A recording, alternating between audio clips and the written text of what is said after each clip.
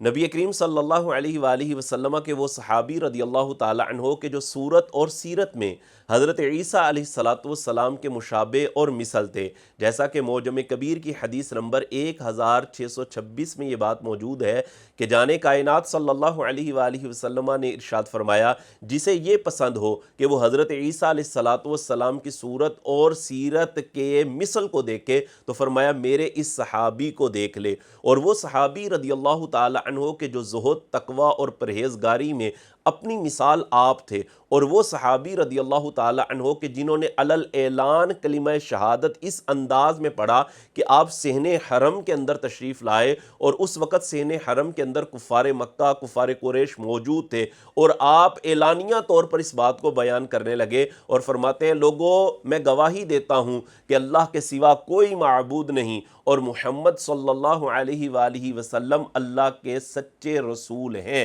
جیسے ہی انہوں نے علل اعلان یہ کلمہ شہادت پڑھا تو کفار مکہ اور کفار قریش جو اس وقت صحن حرم کے اندر موجود تھے، سب کے سب آپ پر ٹوٹ پڑے، اور حضرت عباس رضی اللہ تعالی عنہ نے جب یہ منظر دیکھا تو انہوں نے آ کر بتایا کہ جانتے نہیں ہو کہ جن کو تم مار رہے ہو، پیٹ رہے ہو، ان کا تعلق قبیلہ بنو غفار سے ہے، اور یہ وہ قبیلہ ہے کہ جو اس رستے کے اندر آتا ہے کہ جس رستے سے تمہارے تجارتی قافلے آتے اور جاتے ہیں، لہذا ان کو چھوڑ دو۔ تو یہ حضرت ابو ذر غفاری رضی اللہ تعالی عنہ ہے کہ جن کا اصل نام حضرت جندب بن جنادہ ہے، اور ابو ذر غفاری کے نام سے آپ نے شہرت پائی ہے۔ حضرت ابو ذر غفاری رضی اللہ تعالی عنہ کا تعلق قبیلہ بنو غفار سے تھا۔ آپ رضی اللہ تعالی عنہ اولین اسلام لانے والوں میں سے ہیں، اور آپ رضی اللہ تعالی عنہ کا جو فقر ہے وہ مشہور ہے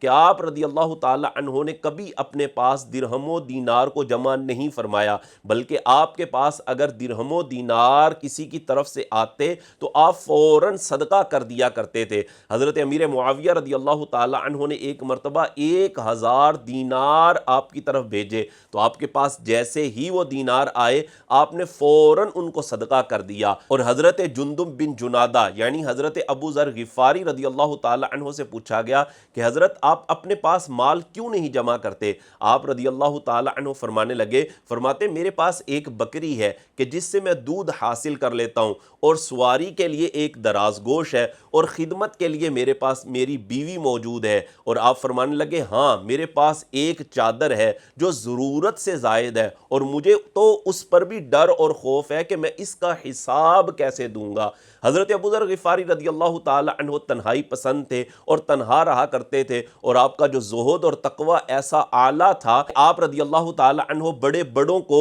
سمجھا دیا کرتے تھے، اور کوئی صحابی رضی اللہ تعالی عنہ آپ کی بات کا غصہ نہیں کیا کرتے تھے۔ حضرت ابو ذر غفاری رضی اللہ تعالی عنہ آخری ایام میں آپ مقام ربضہ کے اندر موجود تھے۔ آپ رضی اللہ تعالی عنہ نے اسی مقام پر وصال فرمایا، اور حضرت عبداللہ بن مسعود رضی اللہ تعالی عنہ نے آپ کی نماز جنازہ پڑھائی۔ آپ کا وصال 32 سنہ ہجری اور ذوالحجہ شریف کے مہینہ میں ہوا ہے۔